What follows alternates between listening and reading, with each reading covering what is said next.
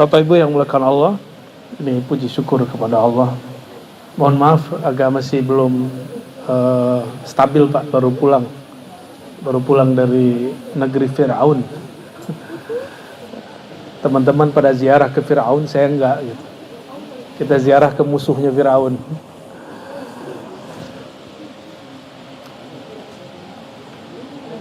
Kita insya Allah Ananda Rizki esok akan mengamalkan satu sunnah Rasul, yaitu dikhitan. Maka orang dulu sebut dikhitan itu disunat. Disunat itu maksudnya disunnahkan amalannya Rasulullah Sallallahu Alaihi Wasallam. Maka ciri-ciri umat Nabi Muhammad Sallallahu Alaihi Wasallam ikut sunnah Nabi Muhammad Sallallahu Alaihi Wasallam. Sunnah di situ bukan yang dikerjakan berpahala, ditinggalin nggak apa-apa, bukan. Sunnah itu bahasa Arab artinya sirah wa tariqah, perjalanan hidup. Bahkan boleh diartikan ta'alimun Nabi Sallallahu Alaihi Wasallam, ajaran baginda Nabi Muhammad Sallallahu Alaihi Wasallam. Jadi disunat berarti tidak hanya kepala, badan, pikiran, mohon maaf, sampai alat vital pun harus ikut sunnah Nabi Muhammad Sallallahu Alaihi Wasallam. Begitu detailnya agama ini, ya. Dan yang pertama kali mengamalkan khitan itu Nabiullah Ibrahim. Nabiullah. Nah, maka di Quran itu ada kalimat wazkur fil kitabi Ibrahim innahu kana siddiqan nabiyya. Surat Maryam ayat 41. Nanti silakan dicek di rumah ya. Wazkur fil kitab, sebutlah, ingatlah, kisahkanlah mengenai siapa di dalam kitab tentang Sayyidina Ibrahim. Innahu kana, sesungguhnya Ibrahim itu kana, adalah dia mempunyai sifat siddiq. Apa arti siddiq? Saddaqa yusaddiqu, ya. Shadiq, siddiq. Apa arti siddiq? Orang yang berkesesuaian zahir dan batinnya. Apa yang dia katakan di batinnya, zahirnya ngikut. Jangan dibalik. Jangan lisan diikuti oleh yang di dalam. Jangan. Yang di dalam diikuti oleh yang di luar. Itu siddiq. Siddiqan nabiyya, ya. Lalu dikisahkanlah di situ tentang Sayyidina Ibrahim, macam-macam. Di Quran banyak sekali kisah Nabi Ibrahim. Bapak Ibu kalau cek di Quran, minimal seingat saya ada 60 lebih. Bahkan seumur dengan umur baginda Nabi Muhammad SAW, 63 kali nama Nabi Ibrahim muncul di Quran. Nanti kalau salah mohon dicek, ya. Mohon dibenerin. Tapi seingat saya 63. 63 itu umur Nabi Muhammad SAW. Dan Nabi Muhammad SAW mengajarkan, kalau kita memasukkan orang ke dalam kubur atau nutup mata orang yang belala, orang kalau mati matanya belala nggak?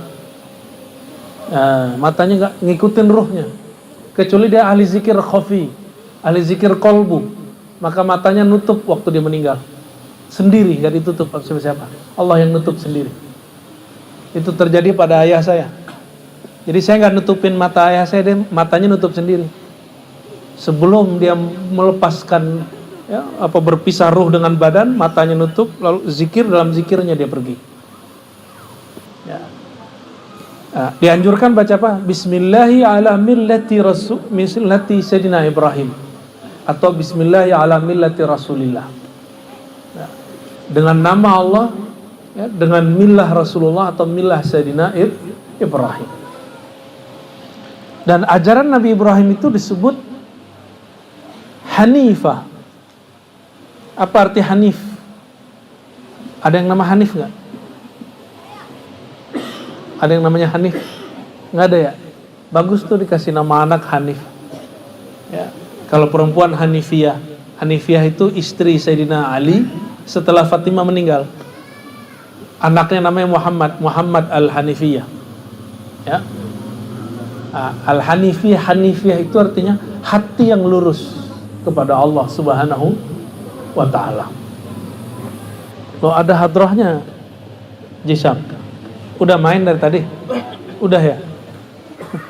Udah capek belum? Udah sunat belum? Siapa yang belum disunat tuh? Lah ente sholawatan di rumah orang udah disunat, belum disunat gimana? Tapi nggak apa-apa, Nabi Ibrahim disunat umur 80. Umurnya berapa Pak? 64, udah disunat Pak ya? Belum 2 kali.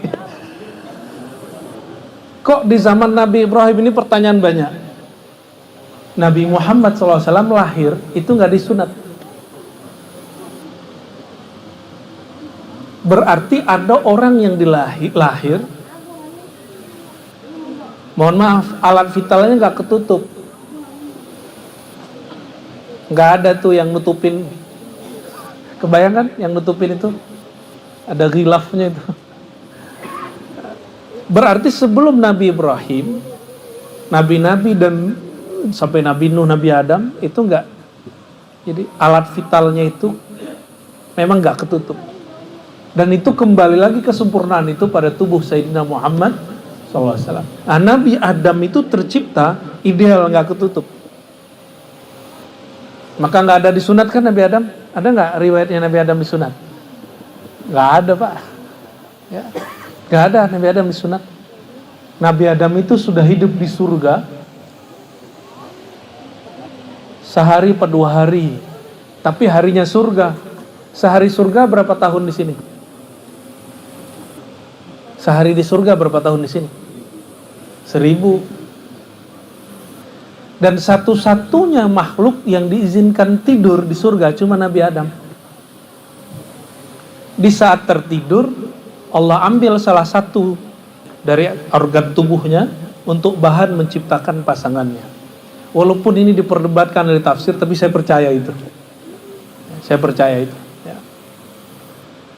Tapi kalau ibu-ibu ini nggak dari tulang rusuk, nggak. Yang dari tulang rusuk Sayyidatuna Hawa. Kalau ibu-ibu ini enggak. Ibu-ibu ini ya dari ibunya. Yang diciptakan dari tulang rusuk siapa? Hanya Sayyidatuna Hawa. Kalau kita ini udah enggak. Ya. Diwazkur fil kitab Ibrahim, maka perintah ini menunjukkan wajib menceritakan Sayyidina Ibrahim. Maka Bapak Ibu, saya kalau khutbah nggak pernah kehabisan bahas sama ceramah. Kenapa? Karena kisah tentang para nabi itu banyak. Dan saya membaca satu kitab itu, ada satu kitab sejarah dari awal sampai akhir penulis. Dia nulis dari awal penciptaan alam sampai zaman dia. Tahu nggak Bapak Ibu berapa jilid itu buku? Bukunya 14 jilid. 14 jilid. Dan alhamdulillah Allah izinkan kami untuk membaca semua. Alhamdulillah. Ya, 14 jilid. Jadi kalau nyampe di ayat mana, langsung koneksi ke halaman mana gitu, bagian mana, alhamdulillah. Itu nikmat dari Allah SWT. Ya. Sayyidina Ibrahim diperintah untuk sunat khitan. Khitan itu bahasa Arab qat'u, ya. Mazada atau masatara ala az-zakar. Memotong sesuatu yang nutupi zakar. Zakar itu bahasa Arab Pak ya, bukan bahasa Indonesia. Nah, kalau bahasa kedokterannya penis atau alat vital. Pada punya nggak sih? Ente punya nggak? Bener. Ya kalau di fikih ngomong begitu biasa. Orang ahli fikih ngomong, mohon maaf, alat kelamin itu standar Pak, itu biasa. Apalagi fikih perempuan, aduh, masya Allah detailnya dan rumitnya. Sampai ada satu buku khusus cuma ngurusin darah perempuan. Ya, kalau laki-laki kan nggak ada kan? Itu sebabnya laki-laki kalau dia bayi, buang air, belum makan apa-apa nih, masih disusuin, susu murni, belum minum susu sapi. Itu kalau kena kain cukup dipercik, langsung suci. Kalau perempuan enggak. Kalau perempuan walaupun masih susu murni, air susu ibu, kata orang Malaysia susu badan, itu dipercik tetap dia najis. Dia mesti dibersihkan seperti perempuan dewasa. Nah, apa yang terjadi? Karena memang struktur alatnya beda. Makanya kita menganjurkan kalau di mana-mana tempat orang berkumpul, toilet laki perempuan dibedakan. Karena emang organ vitalnya beda dan hukum fikihnya beda. Terus ada orang mau persamaan. Persamaan laki perempuan nggak mungkin. Yang ada itu kesetaraan hak. Kesetaraan hak itu untuk perempuan apa, laki-laki apa gitu. Setara tidak mesti sama. Laki-laki dapat hak menikah 4, perempuan dapat hak gak punya suami 4? Kan enggak. Berani Haji Syam? Kan gak berani. Minal khaifin. Nanti Bu Haji yang marah.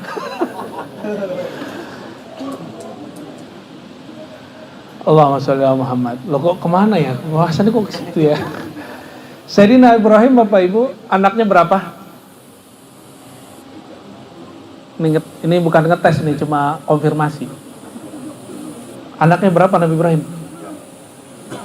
Siapa aja tuh? Anak bukan bini, bukan. Ini pikirannya ke bini mulu nih Haji. Haji Iman, ini kayaknya mau nambah iman ini. Anak Nabi Ibrahim ada berapa? 3. 2 yang disebutkan di Quran. Yang disebutkan di Quran hanya 2. Yang disebutkan di riwayat hadis itu lebih dari 3. Ya. Ada yang saya ingat ya, pasti ingat yang pertama, Sayyidatuna Sarah, Siti. Kalau sudah biasa bahasa Arab ganti dari Siti ke Sayyidah. Ya, Siti itu Siti Tur kata orang nanti. Ya, ganti Sayyidah, Sayyidatuna atau Sayyidah. Dari Asia Tenggara. Namanya Sayyidah Qanturah. Semua itu tertulis dalam kitab tafsir Ibnu Katsir dan juga dalam Al-Bidayah wa Nihayah karya Ibnu Katsir, Imam Tobari dan lainnya. Nah, dari Qanturah ini muncul anak. Ada riwayat 4, ada riwayat 6. Nah, jadilah muka-mukanya kayak kita-kita ini. Ya, muka-mukanya kayak gini nih, ya. Bedakan sama orang Arab. Jadi kalau pas lagi umroh kita mikir-mikir nih Arab Mesir rambutnya beda. Kita dengerin lu dia ngomong. Dia ngomong baru tahu ini Mesir gitu. Orang Yaman sama Saudi ngomong dulu, beda nggak qafnya, beda nggak dialeknya, baru saya bisa bilang, oh ini dia orang Yaman nih orang Saudi. Tapi kalau orang Indonesia nggak perlu ngomong. Ya, di tanah haram itu udah kelihatan orang Indonesia itu khas, ya, sangat-sangat khas. Tapi nggak usah khawatir Bapak Ibu. Ini di atas ente apa nih? Apa itu? Wah, itu tanda udah sunat tuh ya.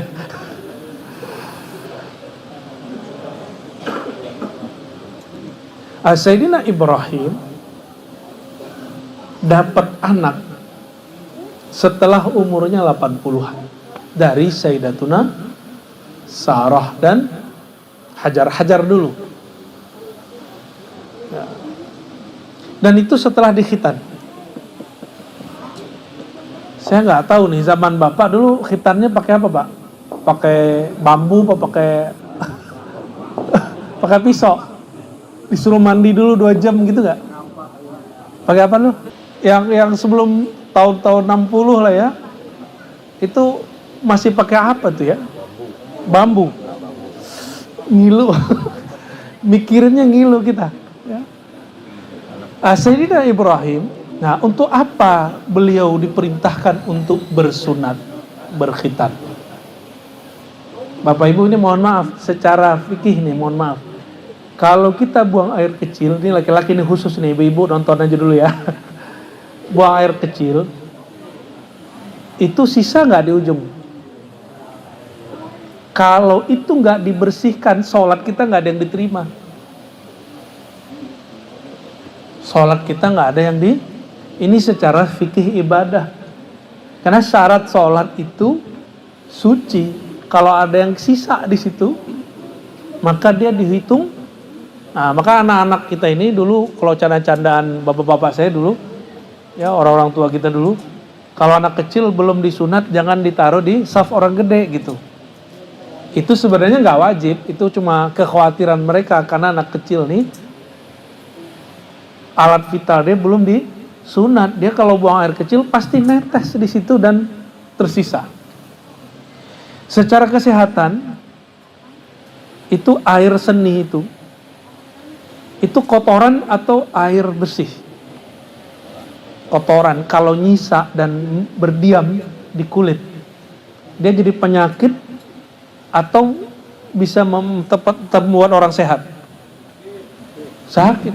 Itu sebabnya Bapak Ibu mohon maaf, kenapa penyakit kelamin muncul banyak pada orang yang tidak disunat. Sedangkan orang yang disunat jarang sekali kena, kecuali dia suka free sex, ya, suka ganti-ganti tapi nggak mandi wajib, nggak dibersihin. Kalau dalam Islam, mohon maaf, yang kecil-kecil nih belum paham nih.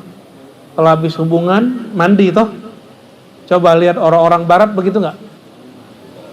Emang tahu pernah ngintip? Belum. Tapi mereka emang nggak diajarin sama sekali. Selesai, langsung jalan, nggak dibersihin, nggak diapain. Kalau dalam ajaran Islam mesti dibersihin. Ya. Nah, Bapak Ibu yang dimuliakan Allah, saudara-saudariku, jadi khitan itu bukan menyakitkan di awal, tapi dia menyehatkan sampai mati. Menyehatkan sampai mati. Dulu Haji Isam berapa hari nggak ini awal disunat nggak bisa jalan? Sebulan. Itu pakai dukun kali ya?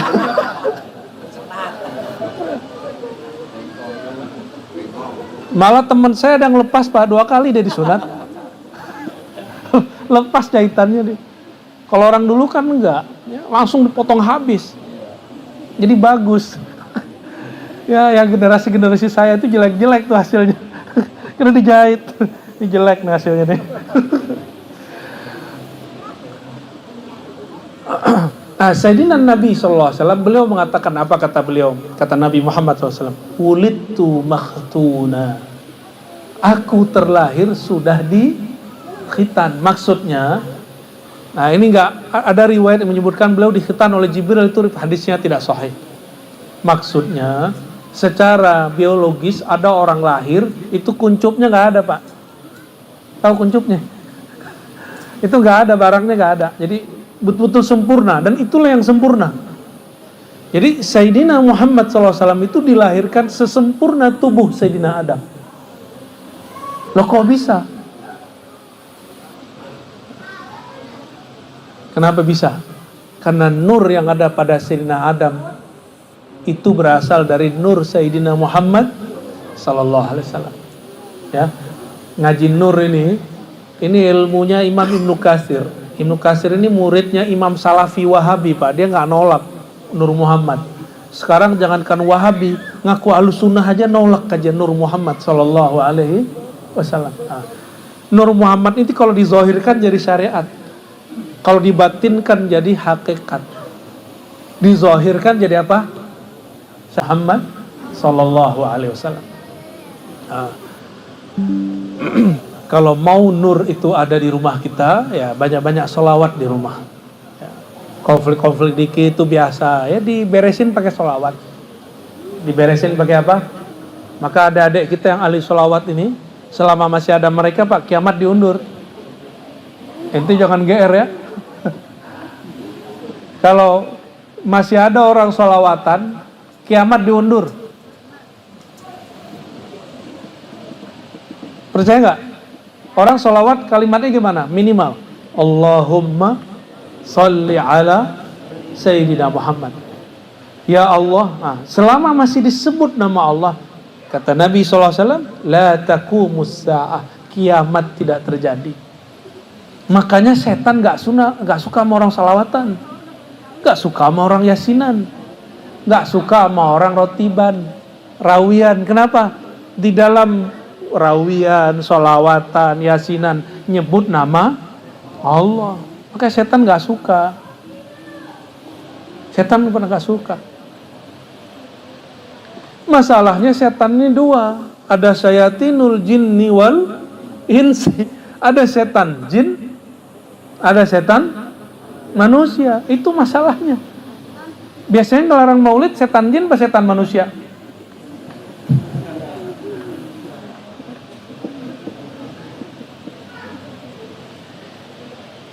Kalau ada orang gak senang dengan maulid Nabi Muhammad SAW, dia mungkin tidak setan, tapi lidah dia dipinjam sama setan. Ntar jangan nanti bilang tetangga kita yang gak senang maulid dibilang setan lagi ya. Terpanjang ceritanya kita ntar. Bisa ada laporan nanti ya. Nah, Bapak Ibu yang bukan Allah, Sayyidina Ibrahim itu yang pertama dihitan, maka anak-anak kita yang dihitan disunat diharapkan mereka mengikuti jalannya Sayyidina Ibrahim. Nabi Ibrahim itu disebut Abu Tauhid. Apa istilahnya? Abu Tauhid. Ini ada orang namanya Tauhid, Pak. Nih. Tapi bininya 2. Enggak sih, canda Pak, canda. Bini atu buninya. Ya, bininya atuh serius. Atuh di sono atuh sini. Canda Bang, udah ya canda. Mohon maaf, itu doa kali ya. Nabi Ibrahim itu gelarnya apa? Bapak Tauhid. Ini bagian akhir yang mau saya ceritakan ya. Kira-kira nih Bapak Ibu, kalau lagi diganggu orang, terus tiba-tiba malaikat datang. Bro, itu ada yang ganggu ente, mau nggak aneh hancurin tuh orang, kata si malaikat. Kita bilangnya apa Pak? Hancurin aja gitu ya, bener nggak? Tuh lihat, besok dia mati kan, atau dia sakit, kita ngomong tuh, ente coba-coba ganggu aneh, ente nggak tahu siapa yang backup aneh ya kan? Gitu kita ngomongnya, bener nggak? Coba-coba ganggu aneh, ya? Orang sakti sealam semesta, gitu. Orangnya ngomongnya gitu. Itu kita. Nabi Ibrahim gak begitu Pak. Nabi Ibrahim gak begitu. Maka kalau ada orang ikut tauhid Nabi Ibrahim yang merupakan tauhidnya Nabi Muhammad SAW, coba perhatikan kisah ini. Sayyidina Ibrahim setelah beliau menghancurkan berhala, masih ingat kisahnya? Disisain yang gede satu, terus kapak ditaruh di situ, masih ingat? Ya, tujuannya apa? Tujuannya mengalahkan Namrud debat, karena Namrud ini nggak ada yang bisa ngakses dia, nggak bisa dideketin, nggak bisa diajak ngobrol. Maka cara dia bisa ngobrol sama Namrud, cari perhatian Namrud, maka dibuatlah kerjaan aneh-aneh. Dulu raja-raja mereka punya hutan atau punya lapangan, punya tanah khusus untuk berburu. Ya, di Perancis itu ada satu keraton mereka, istana, di belakangnya itu ada hutan, tempat berburunya para raja dan pangeran. Nah, di Babilonia dulu itu seperti hutan, seperti negeri kita dulu. Tapi negerinya kan berubah. Lama-lama setelah musim Nabi Nuh itu berubah. Nah, Nabi Ibrahim setelah Nabi Nuh, maka dia hanya kedapatan berburu di padang-padang tandus lah. Hutan-hutannya gak banyak. Si Namrud berburu, semua pemuda-pemuda keren datang, kecuali satu pemuda yang lebih keren ini, yang oleh Namrud disebut fatatun. Fata bukan fatatun, al-fata. Orang fata itu pemuda yang berani bersikap berbeda dengan penguasa yang zalim. Disebut fata, pemuda. Ya, Jadi ini kalau masih cemen, penakut, itu belum disebut pemuda. Ya, pemudi aja. Ya. Sayyidina Ibrahim dihancurkan semua berhala di dalam kuil. Apa yang dia lakukan? Dia taruh kapak. Ketika Namrud pulang, disidanglah semua orang. Siapa yang gak ikut?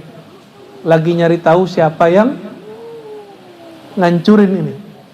Semua orang bilang yang gak ikut cuma satu, si Ibrahim. Akhirnya Nabi Ibrahim dipertemukan dengan Namrud. Ditanya oleh Namrud. Jadi dulu raja plus dia juga hakim. Tanya, panggilan beliau dulu Abram. Nabi Ibrahim itu panggilannya apa? Abram, lalu berubah jadi Abraham atau Ibrahim. Bram.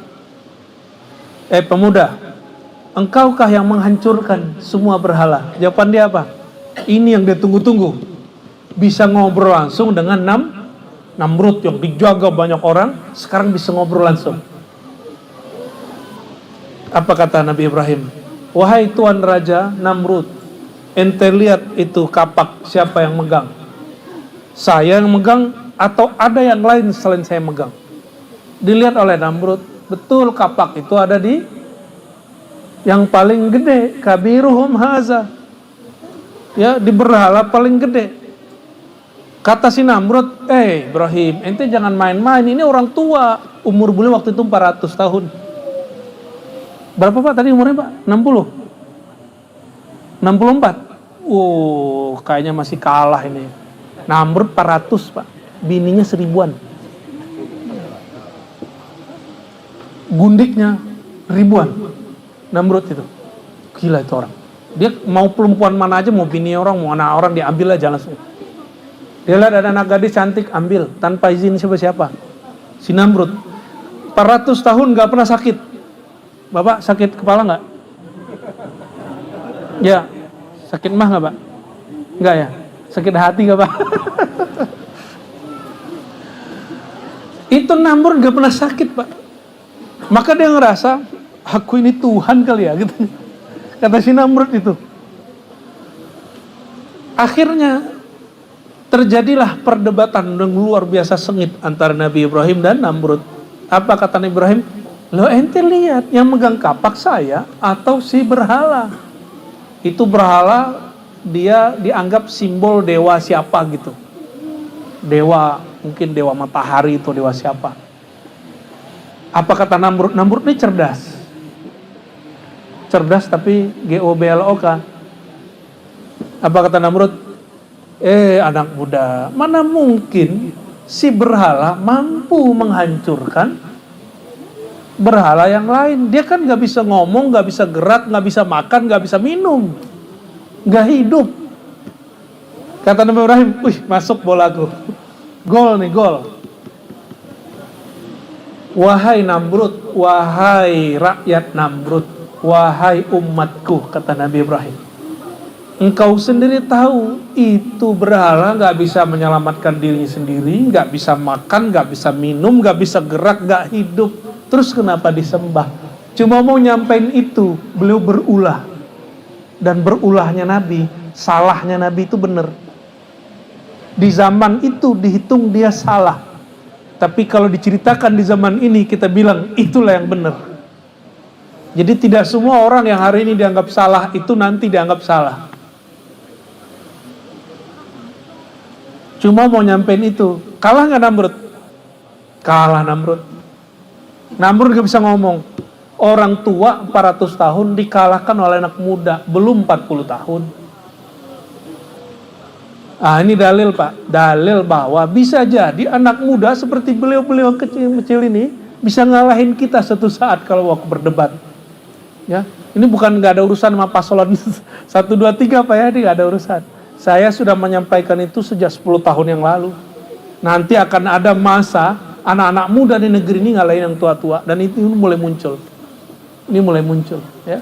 Tapi siapa yang menang nanti saya mencintai 3 capres ini Pak. Anies intelektual, enggak? Yang kedua siapa? Prabowo berpengalaman.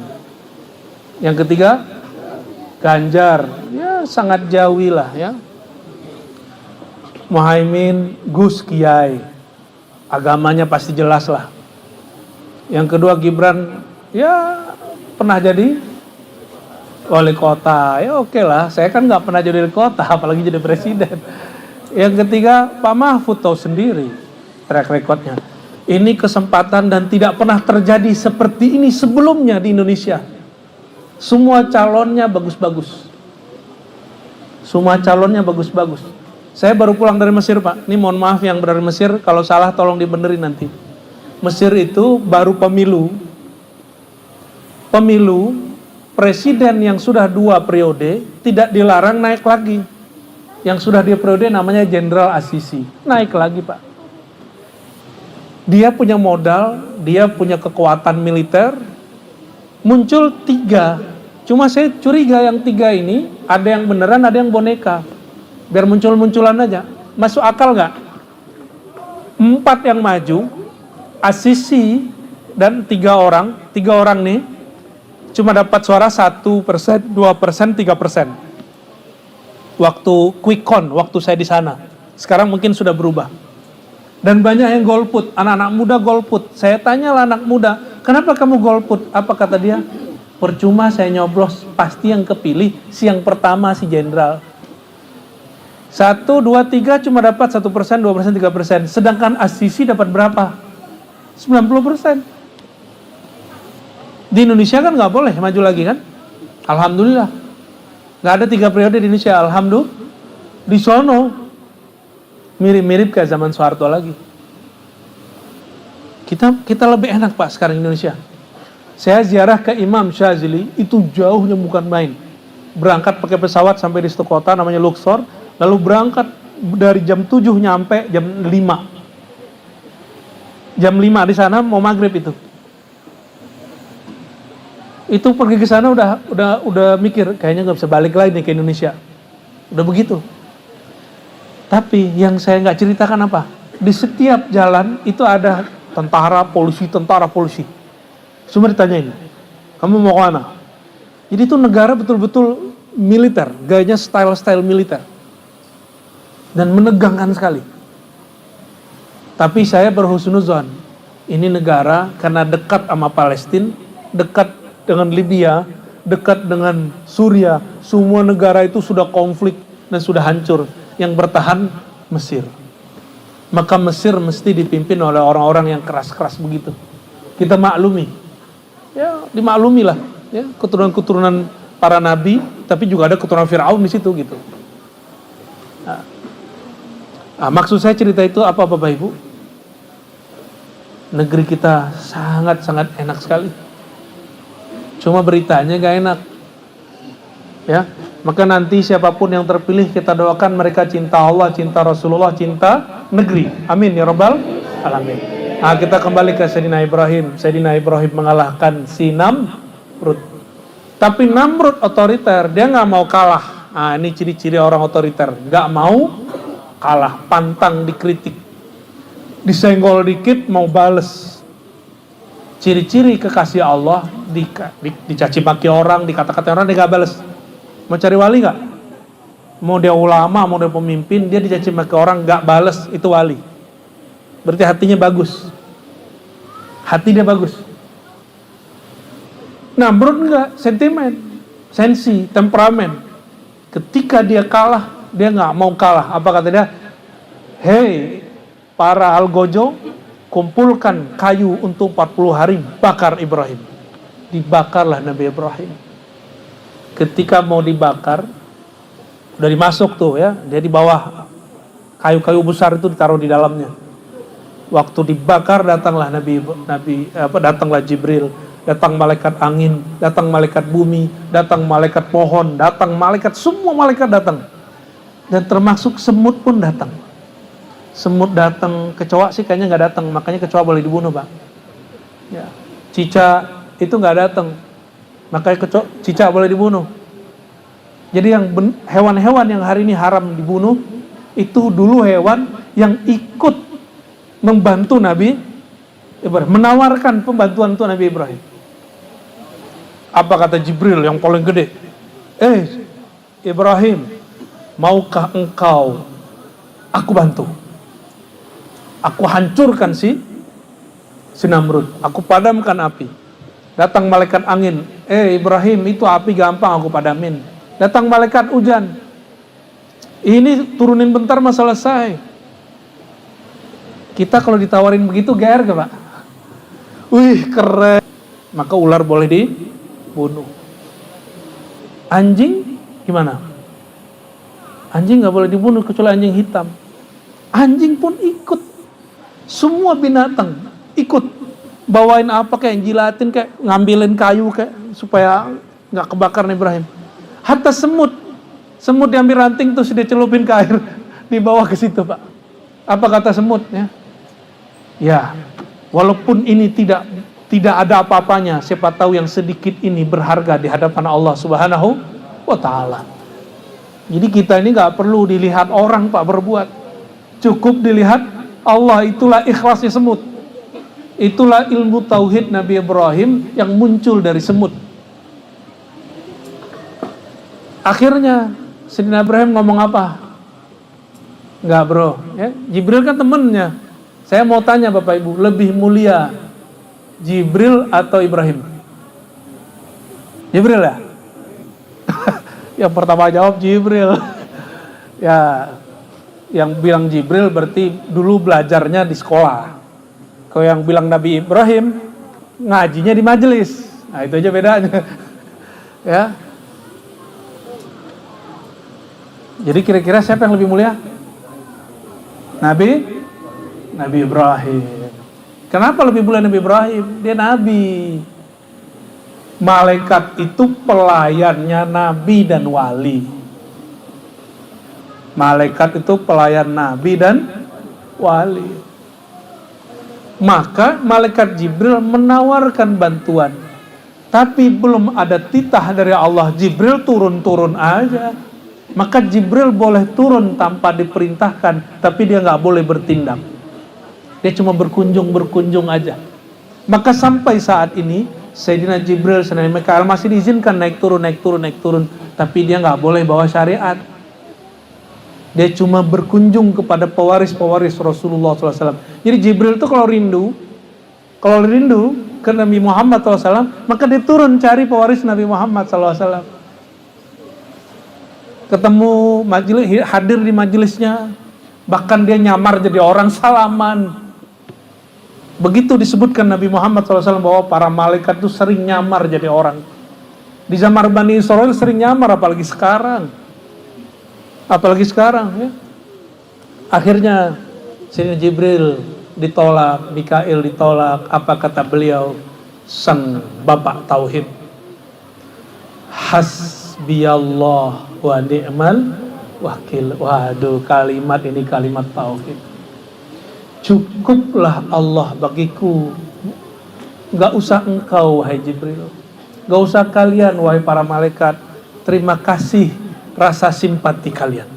Maka ibu, api itu membakar karena karakter api secara alamiah. Maka kalau kita salam-salaman, harapannya hati kita gak beres sama dia bebas. Udah gugur. Itu salaman.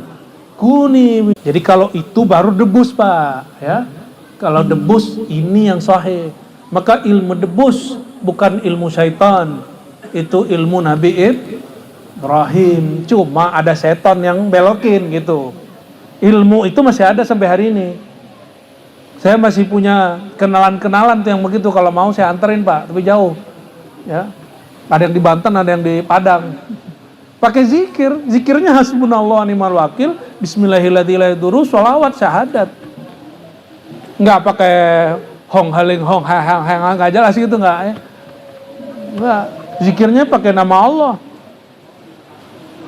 Tapi hong haling hong juga enggak salah ya. Zikirnya Haji Iman tuh. Maka Bapak Ibu, ini yang mesti kita ajarkan ke anak. Jadi zahirnya mereka kita sunat, batinnya kita ajarkan mereka tahu. Jadi ajarkan anak bergantung kepada Allah sedari sekarang. Ya, ini orang kalau kuat di sini, nepotisme hilang, korupsi hilang. Ya, kalau dia salah dia akan nggak perlu dicari-cari KPK, dia akan datang sendiri. Saya salah, dikembaliin punya negara, lalu dia siap diadili. kalau orang bertauhid ya. Semoga Allah memberkahi kita semua, wabil khusus sahibul bait Haji Syamsuri dan istri, terutama anak yang sedang dihajatkan untuk bersunat, berkhitan, Ananda Rizki apa namanya? Rizki, namanya panjang bener ya. Untuk beliau dan keluarganya dan untuk yang mau berkhitan, kita bacakan suratul Fatihah. Ya, suratul ladzina an'amta alaihim. Na'udzubillahi minasyaitonir rajim. Bismillahirrahmanirrahim. Allahumma ya Rahmanir Rahim ya Karim ya Azim, salli ala sayyidina Muhammad al-Fatih lima ughliq wal khatim lima sabaq, nasirul haqqi bil haqqi wal hadi siratal mustaqim wal alihi qadri wa miqdaril azim. Allahumma ya Rahmanir Rahim irhamna. Allahumma ya Rahmanir Rahim irhamna. Allahumma ya Rahmanir Rahim irhamna. Irhamil ummah al-Muhammadiyah, irhamna wal hadirin wal hadirat, irhamna wa sahibal haja wa ahla wa zurriyata. Allahumma arhamna wa ahlana wa zurriyatina. Allahumma syrah sudurana lil Islam wal imani wal ihsan. Allahumma ja'al qulubana quluban mamlu'atan bihubbika wa hubbi nabiyyika Muhammad sallallahu alaihi wasallam. Allahumma ya Allah, kami memohon bersihkan hati kami dari selain Engkau.